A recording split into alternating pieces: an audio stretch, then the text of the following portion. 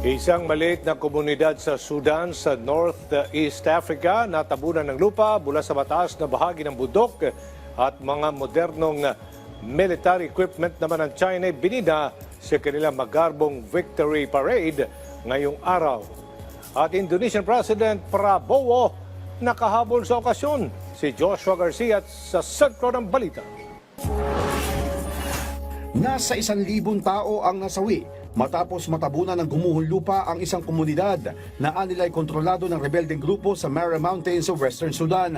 Bagamat nanawagan na ng tulong ang rebeldeng grupo sa United Nations at iba pang regional at international organizations, pahirapan pa rin umano ngayon na mapasok ang lugar dahil sa kawalan nito ng maayos na daan paakyat ng bundok.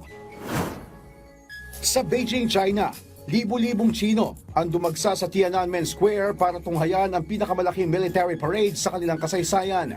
Ibinida dito ang naglalakihan at makabagong kagamitan pandigma ng bansa. Ngunit isa sa mas inabangan ay ang pagtitipon-tipon ni Chinese President Xi Jinping, Russian President Vladimir Putin at North Korea's Kim Jong-un. Sa pagsisimula ng parada, makikitang side-to-side na lumakad sa red carpet ang tatlong leader, kasunod ang ilan pang mga state leaders. Bukod dito, makikita rin ang pagdalo ni Indonesian Prime Minister Prabowo matapos niyang i-anunsyo ang pagkansela ng biyahe niya sa China dahil sa nangyaring kilos protesta sa kanilang bansa. Sa talumpati ni President Xi, iginiit nito na kailangan pumili ng buong mundo sa pagitan ng kapayapaan at gyera.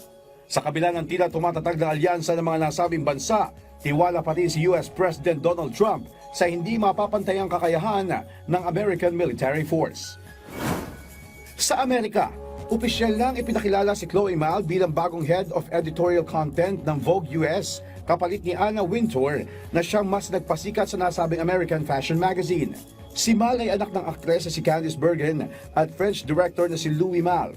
Kilala siya bilang editor ng Vogue.com at co-host ng podcast na Run Through.